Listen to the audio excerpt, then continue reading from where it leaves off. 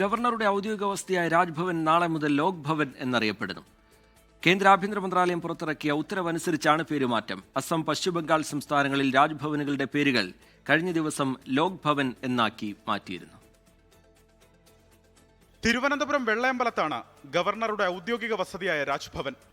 രാജ്ഭവന്റെ പ്രവേശന കവാടത്തിൽ ലോക് ഭവൻ കേരള എന്ന് സ്വർണ്ണ ലിപികളിൽ എഴുതാൻ മണിക്കൂറുകൾ മാത്രം. രാജ്യത്തെ എല്ലാ രാജ്ഭവനുകളുടെയും പേര് ജനങ്ങളുടെ ഭവനം എന്നർത്ഥം വരുന്ന ലോക് ഭവൻ എന്നാക്കണമെന്നായിരുന്നു കേന്ദ്ര ആഭ്യന്തര മന്ത്രാലയത്തിന്റെ ഉത്തരവ്. ബ്രിട്ടീഷ് കൊളോണിയൽ പൈതൃകം പേറുന്നതെന്ന് വിലയിരുത്തിയാണ് രാജ്ഭവൻ എന്ന പേരു മാറ്റുന്നത്.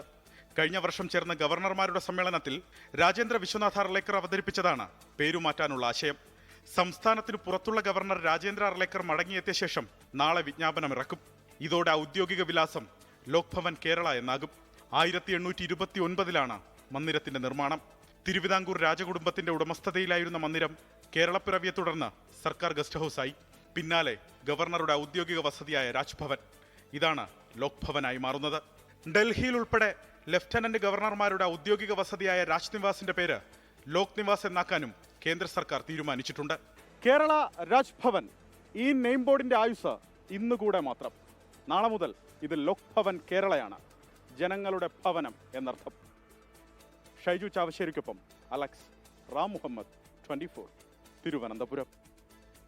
ലോകത്തെവിടെയായാലും ഏത് സമയത്തും 24 വാർത്തകളും ഓഗ്മെന്റഡ് റിയാലിറ്റി പാക്കേജുകളും എക്സ്പ്ലെയിനറുകളും വിശദമായി കാണാൻ ഞങ്ങളുടെ യൂട്യൂബ് ചാനൽ നിങ്ങൾക്ക് സബ്സ്ക്രൈബ് ചെയ്യാം.